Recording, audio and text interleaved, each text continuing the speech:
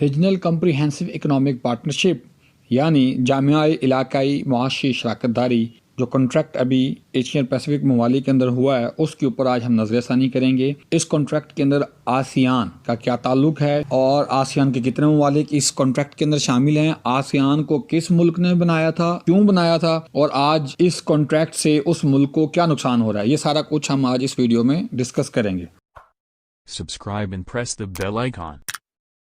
بسم اللہ الرحمن الرحیم۔ السلام علیکم۔ ویتنام کے دارالحکومت ہنوئی میں جنوب مشرقی ایشیائی ممالک کی تنظیم آسیان کے ایک ورچوئل اجلاس کے بعد بحر الکاہل یعنی کہ ایشیا پیسیفک کے 15 ممالک نے دنیا کے سب سے بڑے آزادانہ تجارتی معاہدے پر دستخط کیے، یعنی کہ world biggest free trade agreement پر سائن کیے۔ علاقائی تجارت کے فروغ کے لیے یہ معاہدہ طے پانے میں 8 سال لگے۔ چین کی قیادت میں اس معاہدے سے دنیا کا سب سے بڑا تجارتی بلاک قائم ہو گیا۔ دنیا کی 2 ارب 20 کروڑ آبادی اس معاہدے سے فائدہ اٹھائے گی۔ جامعہ علاقائی معاشی شراکت داری ریجنل کمپریہنسو اکنامک پارٹنرشپ نامی معاہدے سے رکن ممالک کے مابین تجارت، درآمدات اور برآمدات پر عائد ٹیکسوں میں کمی لائی جائے گی، یعنی کہ امپورٹ اور ایکسپورٹ پر جو ٹیکس ریشو ہے وہ کم کی جائے گی۔ تجارتی ضوابط نرم کیے جائیں گے۔ کورونا کی وبا سے متاثرہ سپلائی چین کی رسد کی ترسیل میں بہتری پیدا ہوگی۔ چین کی قیادت میں قائم ہونے والے اس تجارتی بلاک میں چین کے ساتھ ایشیا پیسیفک، آسیان کے 10 ممالک کے علاوہ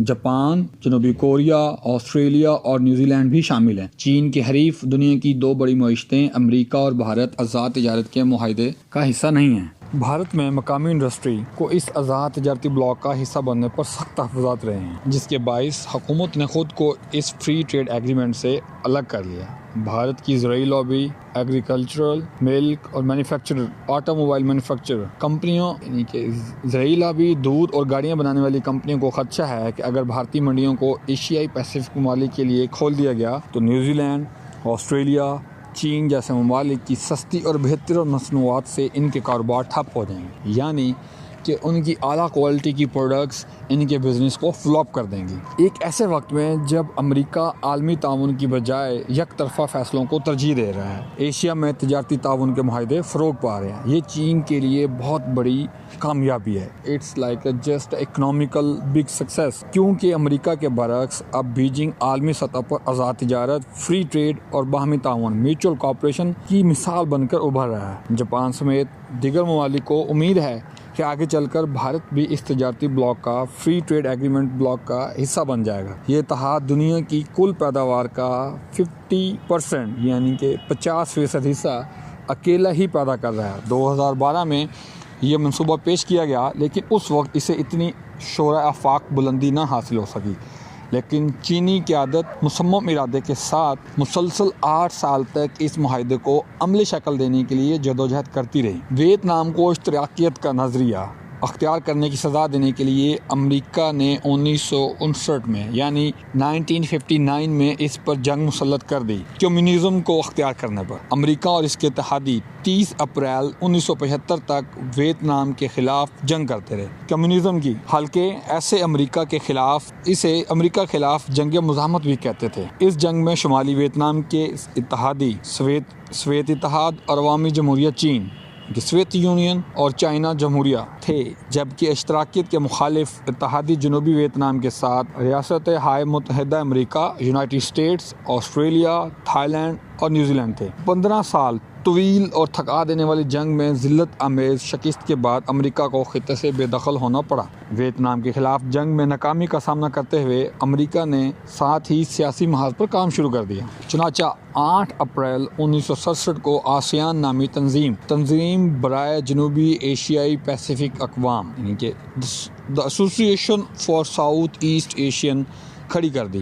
اس کا مقصد ویتنام کے گرد سیاسی دائرہ تنگ کرنا تھا تاکہ اشتراکیاتی نظریات یعنی کہ کمیونزم کو خطے میں پھیلنے سے روکا جا سکے۔ ابتدائی طور پر اس تنظیم میں 5 ممالک تھے: انڈونیشیا، ملیشیا، فلپائن، سنگاپور اور تھائی لینڈ۔ اس کے بعد مختلف اوقات میں برونائی، کمبوڈیا، جنوبی ویتنام، لاؤس اور میانمار بھی اس تنظیم کا حصہ بنتے گئے۔ مشرقی تیمور، ایسٹ تیمور آزاد ہوتے ہی شمولیت کی درخواست دائر کر دی۔ پاپوا نیو گنیوا بطور مبصر شریک رہا، یعنی کہ آبزرور اسٹیٹ اس کا پارٹیسپینٹ رہا۔ شیطان اپنی شیطانیت سے باز نہیں آتا۔ اس نے یہاں سے شکست کھانے کے بعد افغانستان میں جنگ کا محاذ کھول دیا۔